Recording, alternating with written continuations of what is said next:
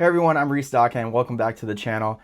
Today we're going to be discussing the ML Toys Paragon Gearbox. They're in the teardrop shape instead of the more traditional Power Wheels gearbox, and it has this flower type adapter for your hubs.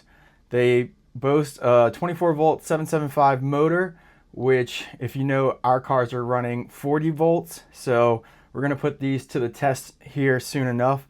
They have this adapter plate or collar that goes around the axle depending on what size your axle is. As you can see, both of them are not pre-wired.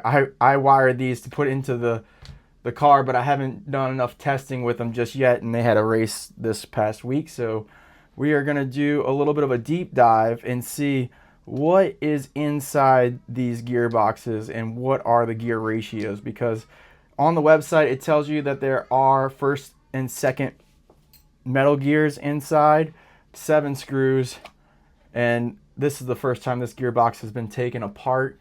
You can see some pretty heavy greasing, beautifully done, casing's nice and clean.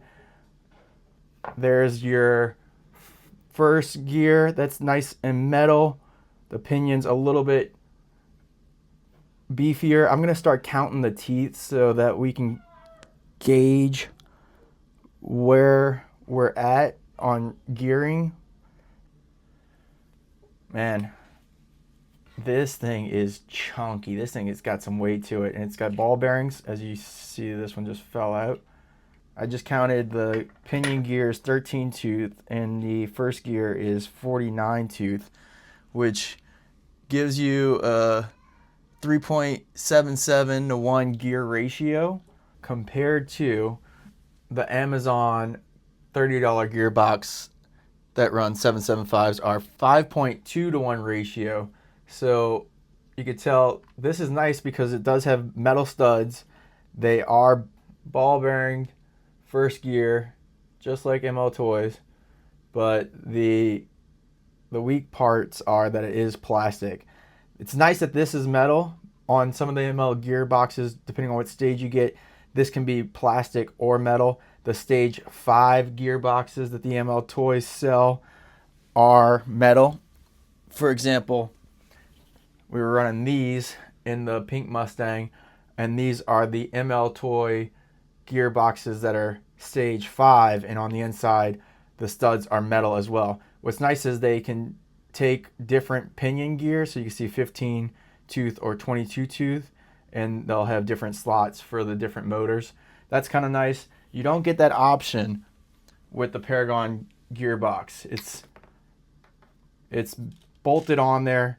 There's no wiggle room. It's got the plastic collar, so you can't even go up on motors unless you Dremel out the plastic collar.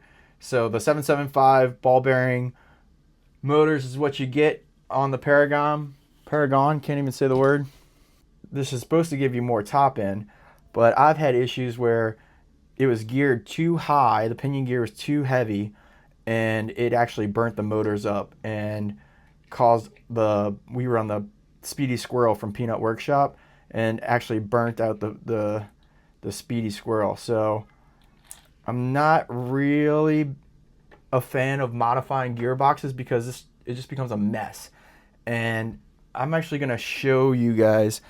I'm going to tear apart. This is a Redline 775 in a modified $30 gearbox from Amazon running the same style hub, and I'll show you the pinion gear that I have on here.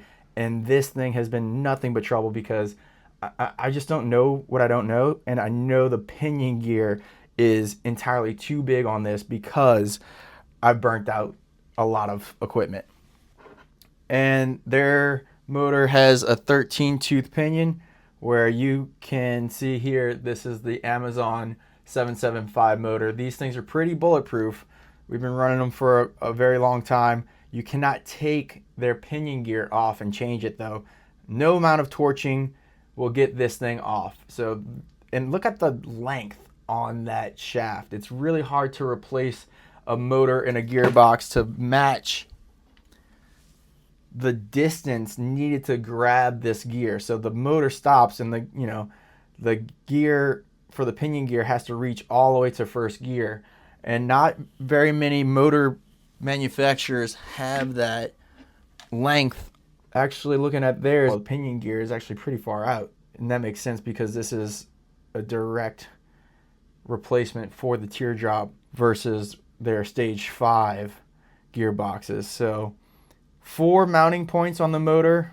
You can see there the 4 mounting points, the ball bearing that's in the center. And with the gear ratio of this gearbox, we're doing 14, 15 miles an hour on the 40 volts. With this gear ratio, nothing changing, nothing, potentially can go 20 to 22 miles an hour with this gearbox. Now, are we going to see more problems with the 40 volt batteries that I have hitting a BMS threshold, which the battery management system has been a problem? That's why we run 2 40 volt batteries in parallel, so that we can make sure that we don't trip the BMS. Really nice build from ML Toys. Got some high hopes on that, especially if we pair it with the Speedy Squirrel, which this is the Speedy Squirrel. We're running currently in the pink and red Mustang, running 40 volts. They've got all these great attachment points to the brakes, the forward high, forward low, reverse, 12 volt, so you can run additional auxiliary lights. So really great build from Rob over at Peanut Workshop. Shout out to him. And we've got some exciting news coming from them. They're actually building a feral squirrel. We're actually going to get a test feral squirrel, and with the Paragon gearboxes, maybe we could see some real potential battles against our brushless brethren who's running 22 miles an hour. That is the Paragon gearbox. Shout out to Lyall's 3D printing.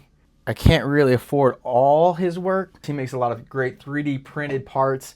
This is a adapter for the Mustang. Previously, we were running the stage 5s, and those were built for the Mustang with this type of hub adapter. We're just trying to do these builds as budget friendly as possible. One thing that I can say is ML Toys, if this thing goes down, I probably won't replace it. I'll probably end up just enjoying my life at 15 miles an hour with the old Amazon special. So thanks again for watching, guys. That was a little deep dive in the ML Toys gearbox. A little bit of bonus material because I'm just an idiot and I just want to share how much I hate modifying gearboxes. But this is a 19 tooth pinion gear.